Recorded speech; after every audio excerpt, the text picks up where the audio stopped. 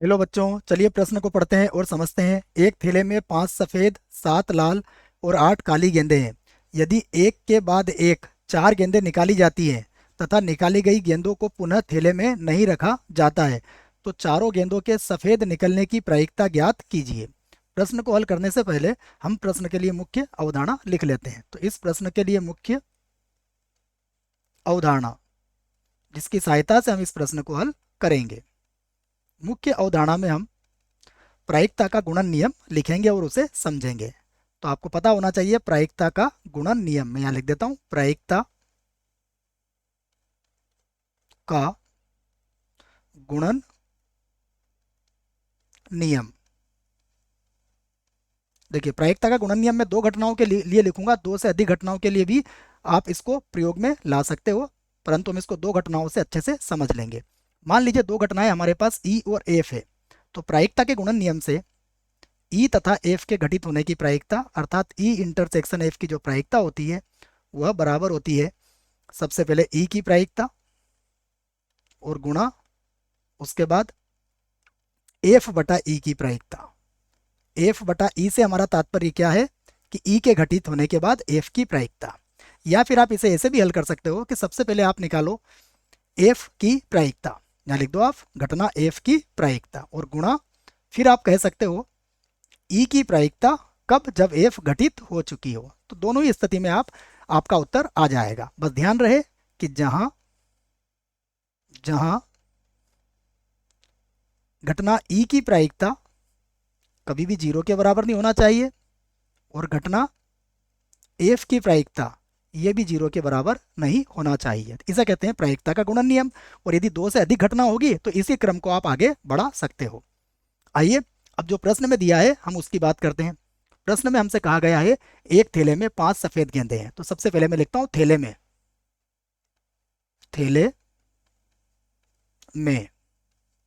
देखिए थैले में क्या क्या है, सबसे पहले है 5 सफेद गेंदे। तो सफेद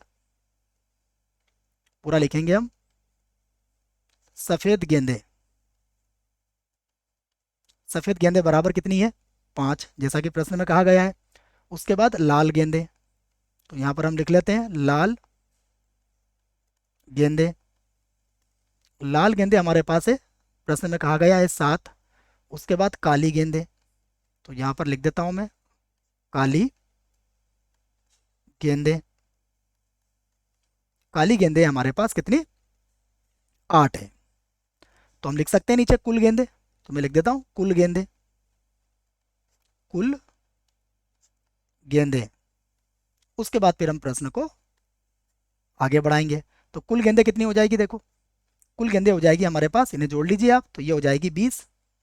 कुल गेंदे हमारे पास 20 हो गई है। अब हमसे प्रश्न में क्या कहा गया है कि हम गेंद को पुनः थैले में नहीं रखा जाएगा और चारों गेंदों के सफेद निकलने की प्रायिकता ज्ञात कीजिए। तो अब हम लिख लेते हैं इसको, यहाँ पर जमाते हैं इसको। तो हम लिखेंगे प्रायिकता के गुणन नियम से, प्रायिकता के गुणन नियम से, गुणन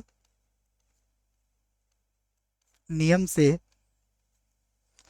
चारों गेंदों के, नियम से चारों गेंदों के सफेद, सफेद ही बोला, एक बार और पढ़ लेंगे, सफेद होने की, सफेद होने की प्रायिकता। और देखिए क्या होगी इसकी प्रायिकता, आप समझिएगा जरा ध्यान से। बराबर का चिन्ह लगाएंगे हम यहाँ पर। सबसे पहले हमारे पास कुल गेंदे कितनी है, 20, और हम गेंदे कौन सी निकालना चाह रहे हैं, चारों गेंदे सफेद। तो पहली गेंद के लिए अनुकूल स्थिति कितनी होगी, 5 होगी, और बटे में कितना आ जाएगा, 20। तो पहले लिखेंगे हम 5 और बटे में कितना होगा, 20। उसके बाद अगली गेंद भी हम क्या चाहते हैं, सफेद ही निकले। तो वह अब अनुकूल स्थिति कितनी हो जाएगी, 4, और कुल स्थिति कितनी हो जाएगी, 19। इसे कहते हैं प्रायिकता का गुणन नियम। फिर इसी प्रकार 3/18 हो जाएगा, और इसी प्रकार अब 2/17 हो जाएगा। ये प्रायिकता का गुणन नियम है। आगे बढ़ते हैं, देखते हैं यदि कुछ कट रहा है तो इसको काट लेते हैं, अन्यथा वही हमारे प्रश्न का उत्तर हो जाएगा। तो सबसे पहले तो 5 के पाड़े से 20 को काट देंगे 4 बार, 4 के पाड़े से ये 4 बार कट जाएगा। उसके बाद 3 के पाड़े से 18 कट जाएगा 6 बार, और 2 के पाड़े से 6 कट जाएगा 3 बार। तो देखिए बराबर कितना बचा हमारे पास, यहाँ से मैं बराबर का चिन्ह लगा देता हूँ।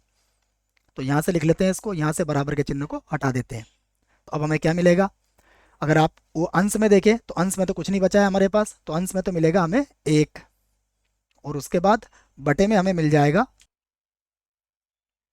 ये होगा 19 गुणा 17, और गुणा में यहाँ पर आ जाएगा 3।